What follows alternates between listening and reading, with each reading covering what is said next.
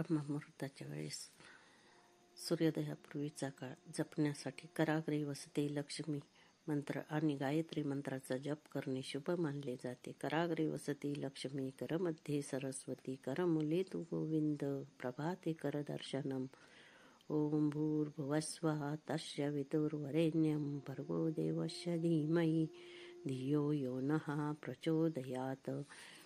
याचा अर्थ कराग्रे वसते लक्ष्मी म्हणजे माझ्या हाताच्या अग्रभागी अगदी टोकाला लक्ष्मी, मध्यभागी सरस्वती आणि मुळाशी पायाशी गोविंद वास करतात. त्यामुळे सकाळी हाताकडे पाहून या देवांचे दर्शन घ्यावे. गायत्री मंत्र हा मंत्र सूर्याला समर्पित आहे. याचा अर्थ असा आहे की हे सूर्या, तू या विश्वाची उत्पत्ती आहेस, तू सर्वात श्रेष्ठ आहेस. तुझ्या त्या दिव्य तेजाला आमचा नमस्कार.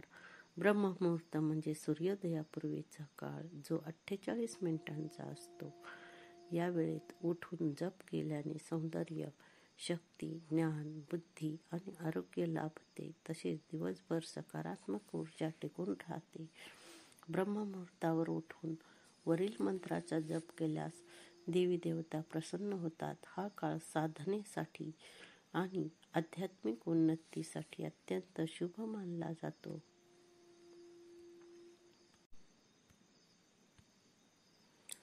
ब्रह्ममुहूर्तावर स्नान करण्याचे फायदे. या वेळेत स्नान केल्याने आरोग्य, बुद्धी आणि आध्यात्मिक लाभ मिळतात. ब्रह्ममुहूर्तावर स्नान केल्याने शरीर निरोगी राहते, रोगप्रतिकार शक्ती वाढते आणि शरीरातील विषारी द्रव्ये बाहेर टाकली जातात.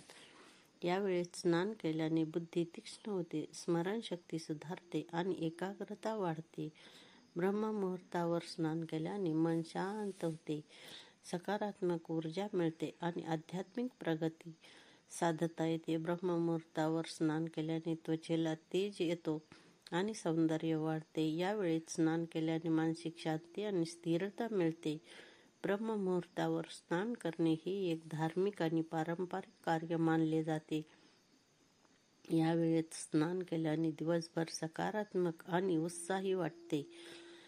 ब्रह्ममुहूर्तावर स्नान करून ध्यान, योगा आणि इतर धार्मिक क्रिया केल्यास अधिक लाभ मिळतो असे मानले जाते. या वेळेत वातावरणात शांतता आणि सकारात्मक ऊर्जा असल्यामुळे मन आणि शरीर दोन्हीसाठी हे स्नान खूप फायद्याचे ठरते.